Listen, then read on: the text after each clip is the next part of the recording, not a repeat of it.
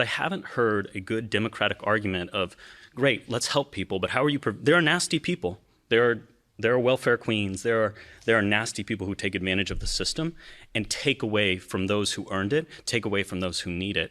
So how are you going to take that into account? How are you going to make sure we cover that risk as well? The biggest welfare queens in this country are the giant corporations that don't pay a penny in federal taxes. The biggest welfare queens are the CEOs who get a tax deduction for flying on a private jet. It's not hungry kids. It's not working parents who work multiple jobs to provide for their families. I agree with you that we need individual responsibility. And I don't want to create a culture of dependency. I want a hand up and not a handout. You know, I believe that you don't give a man to fish, you teach a man to fish.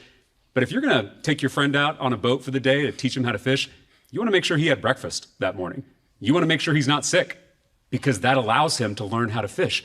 Again, I was a public school teacher, so I saw how when kids showed up hungry, they couldn't learn that day. Even my brightest students, even my hardest working students, couldn't succeed, couldn't pull themselves up by their bootstraps when they didn't have boots. That's what I'm trying to fix in this country.